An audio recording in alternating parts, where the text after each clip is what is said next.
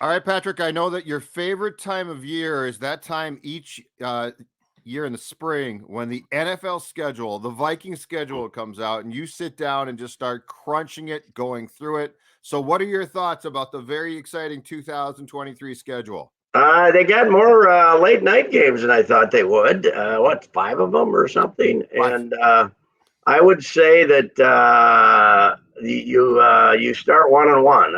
I'd say that you get a walkover at home against a terrible Tampa Bay team, and then 4 days later they make you go to Philadelphia. You don't even have time to prepare. Why Philadelphia gets the home game there, so I would guess that's Philly's home opener too. So they're 1-1, and after that, I scanned through it. I came up with about 8-9, which should be good enough to win the division. I would think 8-9, 9-8, 8-9 will win the division. But they obviously the NFL thinks it's going to be Detroit and the Vikings because Yes. they have them playing what 2 of the last 4 weeks or 2 of the last 3 weeks. Three. 2 of the last 3 weeks they got Three, Detroit. Green Bay in the middle.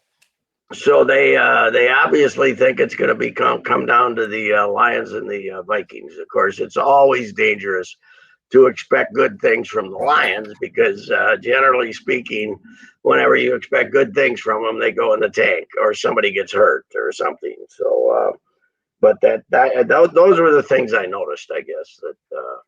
And it's funny how you look at Green Bay and go, you look at a Green Bay game and you go, oh, okay, who cares? It's Green Bay because they don't have a quarterback anymore. So, but they must like going to the. How many of those prime timers are in the dome? 3. Yep. Yeah, I think they must like going to that stadium. They must, they can show all the nonsense before the game and all that good stuff. So they must like coming here. Speaking of Patrick, your Christmas Eve Packers moment in the bowels of the Metrodome might be topped when Dad was arrested in front of his kids because did you see the penultimate game is New Year's Eve 7:30 kick at US Bank Stadium. Ooh, if you ever want to see drunken debauchery, show up. Against the Packers? Against the Packers. Oh, yeah, that'll be wonderful. It really will. It will be. They should have, back in ancient times in Rome, when they would have these feasts, they had a vomitorium. They would just, where all the guys would go in and vomit and then come back and eat more. They should have a vomitorium at the that Packers. Just turn one of those big bathrooms into the place where you went to vomit, right? Instead of having people do it in various places around the stadium, well, you better have a vomitorium on each side of the stadium because it's not like the Metrodome where everything's convenient. You got to walk a long ways, but it's time to have a vomitorium at the whatever we call that place, was Ziggyville. It's time to have when they're spending that $280 to redo the place, this ancient stadium we have that needs $280 million of refurbishments. Let's throw in a vomitorium on that one too. So get it earmarked. Really high class one. And we could have someone dressed up like an old Roman servant, in there and wash. Then they come in and puke, and you just throw the buckets of water, and it goes down the drain. It'll be fantastic. They can show that on TV too. That'd be terrific. And they can get a corporate sponsor to sponsor. Yes, right. These. Yes, right. Great. Waste Management would love to do it, wouldn't they? Perfect. They're a big giant. They are. So anyway, yeah, it is amazing though. I like watching Sports Center now because I think Van Pelt is great, right? Mm-hmm. I think what they do out there, I watch more, but again than I used to. Yeah. But last night you couldn't watch anything last night. It was all somebody standing in front of the screen telling you about what game to look for. Oh yeah, the NFL is so genius. It's unbelievable. They have made telling you who they're going to play 5 months from now a big event. It's incredible. Yeah. I know. So Albert Breer, I saw, he used to work for the NFL Network. Now he's at SI.com. And he actually tweeted a story from 10 years ago when he was at NFL Network. And they told him, hey, you're going to be sent to Chicago. And we're going to go to a big crowded Chicago sports bar. And we're just, we're going to bring the photographer guy, and you're going to be doing TV hits, and we're going to make it a big deal, schedule release night in Chicago at a bar, just capture the excitement. On that same night, Bulls and Blackhawks playoff games going on. Is that right? And he had to beg for one of the TVs to be put on NFL really? Network. Yeah. Now the Bulls and the Blackhawks would be forgotten. They'd have to have the schedule on. They've managed in 10 years. They have succeeded in making it into an event. It's a bigger event than the hockey draft, the baseball draft. It's a bigger event than not as bigger event than the NBA draft probably, but close. It is incredible. How far down the list? This is baseball's litmus test. So baseball's free agency is not anything like any other. Now, I think the last couple of years there's been some early signings and stuff, but the other leagues, it's like this is free agency week in the NBA and the NHL and the NFL, and 90% of the top players are going to sign this week, and you're going to know it's very exciting. Baseball, it takes like 4 months oftentimes for contract negotiation. Baseball does not have that kind of a window. I think they tried to make it a trading window so that at the winter meetings you'd have to trade because then it would be closed for a while or something. They tried to do it, but it just doesn't work. The NBA has done it, and and of course the NFL has 3 days of deals being announced, but it's not the league year, so it's not official. You got to have the league year, How many years into the future until we have the ball dropping to signify the start of the league year? League year, March yes, 11th. That's right. Times Square. Forget New Year's Eve.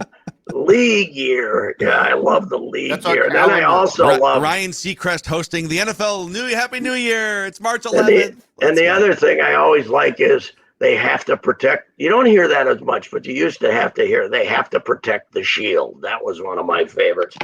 Anybody ever said that to me, there would be a profanity uttered in their face. But no matter who they were, I would have to use the vomitorium if somebody said to me, you got to protect the shield. But that was a big deal like 10 years ago. You know what we need for Pat? You remember when Rob Lowe was like at the Super Bowl one year, and they just showed him in the crowd watching the Super Bowl, and he was wearing an NFL hat. It was just like a black hat with a big NFL logo, and people were like, why is he wearing just an NFL hat? That's what we need for Patrick. We need Pat to just wear a shield hat everywhere he goes. By the way, I'm glad you brought up Rob Lowe. I really admire this guy. Because when he was a young superstar, he was kind of a pain in the ass, right? He in the last 10 years will take any role that makes him into any fool. He just, and he's great. His humility of taking second, third-rate roles and usually being the moron, I admire that. He didn't have to keep being the love interest superstar. He was willing to take other roles. So I've become a Rob Lowe fan. He still looks great too. He's looking fantastic. That's he does. Incredible thing. Yeah, he has. I missed the mayonnaise jar commercials. I think it was the DirecTV ads that you had skinny arms Rob Lowe trying to open the mayonnaise jar. Yes. Anyway, we digress. But well, in the NFL, nobody can deny that they are the marketers of all time, and it's incredible. So the schedule and I'm people don't go to the office anymore, so we can't say everybody's in the office this morning talking about the NFL schedule instead of anything else. If people still went to the office, they would. And the water coolers, we don't have those anymore. So you can't talk about around the water cooler. Those are germ hubs now. You can't do that. You can't do that either. So anyway, how about that Tyler Manley? Huh? He'll be back. They might not miss a start. They told us 2 days after. Might not miss a start.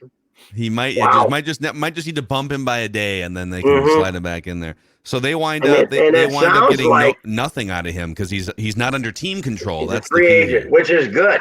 You know, who wants to? I don't know. Okay, Paddock, you got him cheap, right? And you think he can come back, and then you got him for 2 years. You paid him what, $2 million this year, and then for doing nothing, and then bring him back next year for $9 million or something. But Malley there's, you haven't seen anything that would want you to bring him back. So it's lucky he's a free agent and you don't have to pay him for a whole year of rehab.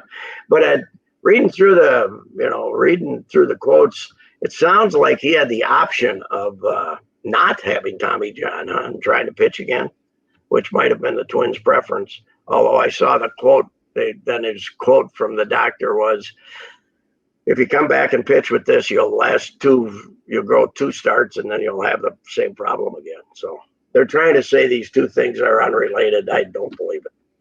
Which two things? His shoulder and the elbow? The shoulder. Last year they talked about the forearm a little bit too. So that one didn't work out because that Encarnacion Strand.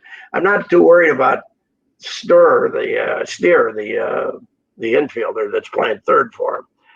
But this other guy is hitting 365 at Louisville. Now he doesn't have a position, and Encarnacion Strand, but he's a big Oklahoma State kid and the slugger, and he's probably going to be their DH there. So Twins have a DH, but he's a right-handed hitter too, which you could maybe teach him how to play first base and be a right-handed hitting first baseman. Or he could have been used as a trade chip for someone that didn't have a broken shoulder and elbow. That's even a better idea, to get a pitcher that's not crippled.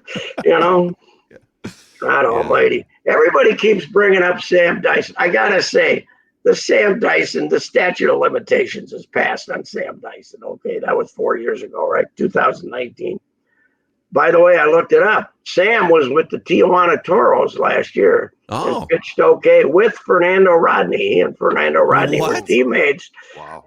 But Sam's not there this year, and I don't know where he is. Maybe he just retired. Didn't Sam have a little spat with the girlfriend or the wife? He threw the cat at the girlfriend. Threw the cat at the girlfriend. Snuggles. Yeah. He turns out he tossed the cat at the Snuggles. girlfriend. Snuggles. She ran Snuggles the account. The whole thing was a fraud. Snuggles was a big Instagram influencer cat. Yeah. Oh, That and Sam he Dyson supposedly ran. and he he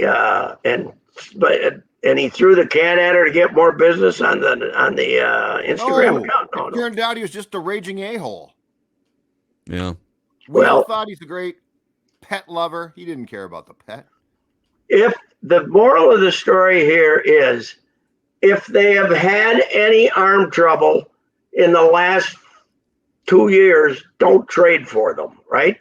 Now Pablo had a little tendonitis or something like that. So he missed training. Yeah. He missed parts of a couple of years, but I don't think he had anything that was mysterious like these guys. But they have not had luck with guys with bad arms. What's funny is the Paddock thing wasn't even mysterious. He had a partially torn UCL in October.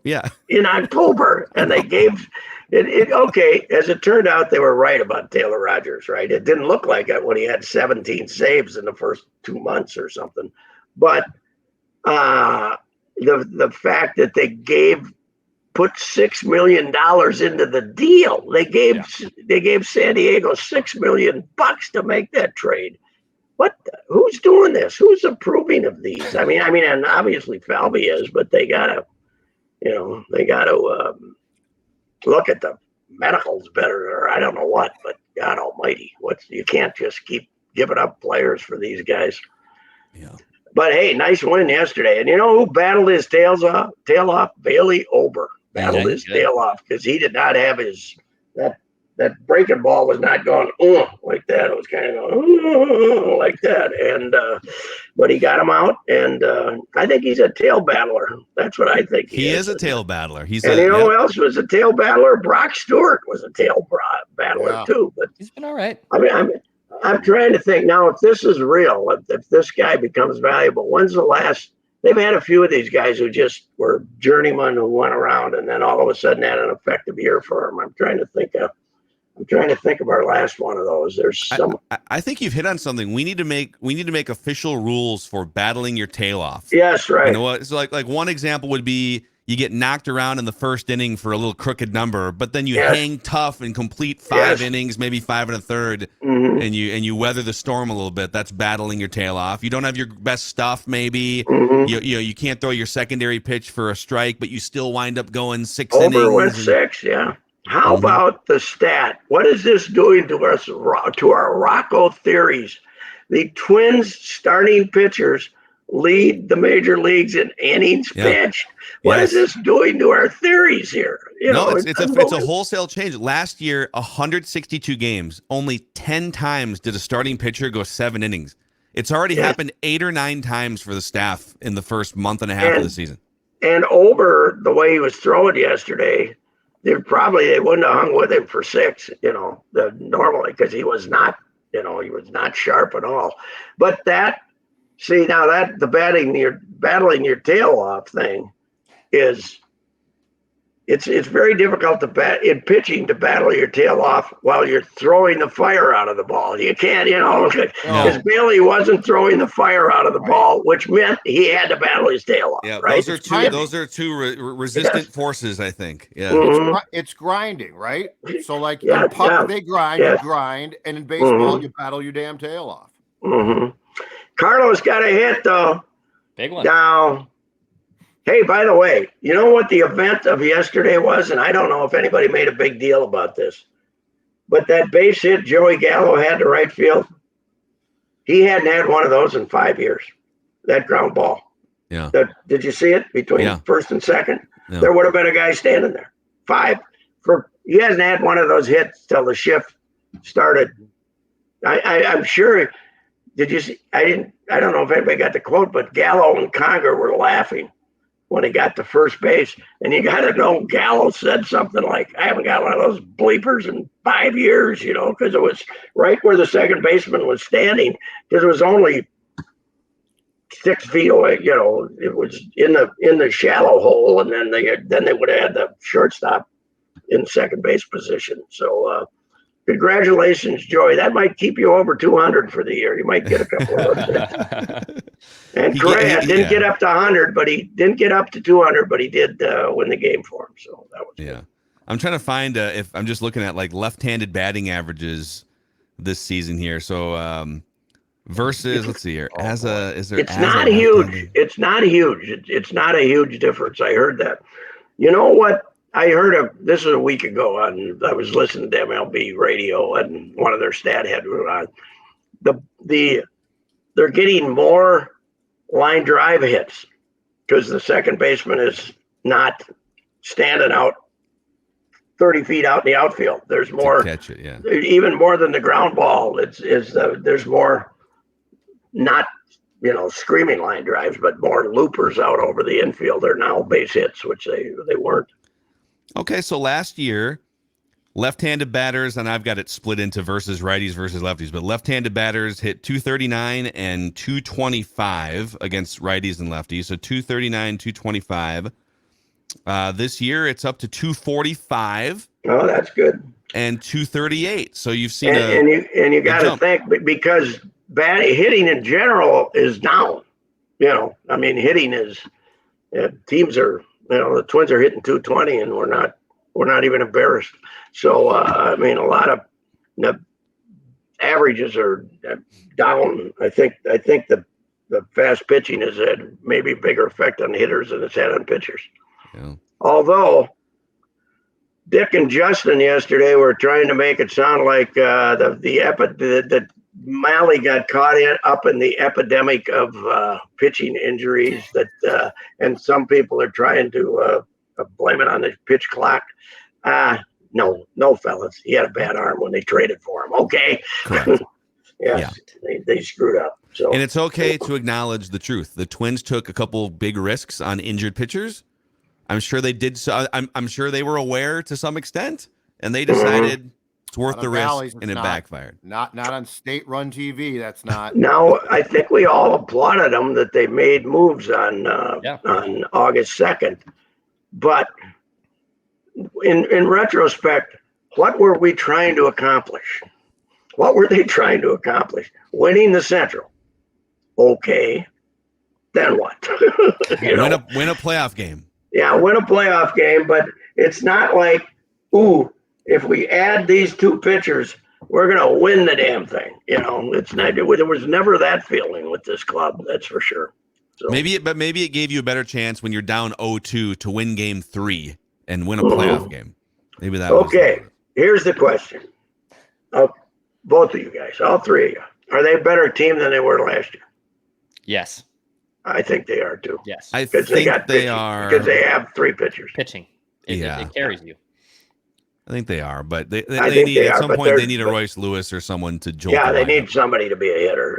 I mean, the lineup isn't better, but Kepler not being horrendous is an asset, and Buxton actually playing is an asset, and so I think the lineup is the worst hitting lineup in the league, but I don't think it's much different the lineup wise than last year, and the pitching's a lot better, so it's a better team than last year. What's funny is I think they've still scored like 30 more runs than Cleveland this year. Yeah, Cleveland. Well, they don't hit any home runs. Cleveland, I think Stephen Kwan was their 5th home run at home when they hit it all year long. Wow. So, Yikes. But it is amazing. I've said this before, I think maybe even this week, but when you see a guy get the ball on the fat part of the bat and just hit it as hard as he can, and it's caught 15 feet away from the center field fence, and you remember Mitch Garver just going, boom, and it goes up there on the lawn. That baseball they were using at 19 must have had a heartbeat. It must have been the damnedest thing ever. They say it's 4%, not 4%. No, they were saying, what, 2%? 2%, yeah, no. BS. The thing 20, was maybe 20%. Yeah.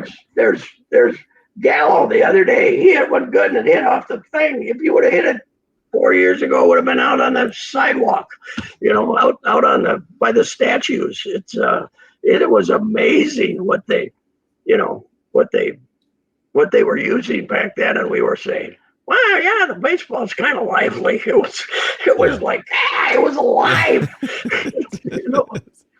So it's amazing. But anyway, hey, if it doesn't rain, are they gonna have good crowds for the Cubs? They got to put 30. They got to put 30 in for the Cubs, don't they? Mm-hmm. Yes. Yeah, those fans will travel a little bit. Mm-hmm. Yeah, for sure. Even though they're not real good. They're not as bad as they were supposed to be. So yeah, they're competitive. Bellinger woke up after a 3-year slumber. So there's still Cubs fans here too as well. So how about the Dodgers giving him away? I mean, you quit on an MVP after 2 years. Mm-hmm. He had 2 bad years, but man alive, that's when he hits one out on the highway, out on the street out there, you got to feel kind of bad if you're a Dodger fan that they didn't hang with this guy a little more. So. Yeah, well, he's pretty much back. So, well, Pat, enjoy your All weekend, right. and we'll catch up with you next week. Me, vomitorium. Let's do it. Come on, let's go. There's that remodeling. We want a vomitorium. Call Bagley. Yes, I will. Call Lester. Tell him. We can name the vomitorium after Lester. All right. Bye-bye. Amazing. All right, there he is. Royce Unchained and Royce Innovation as well.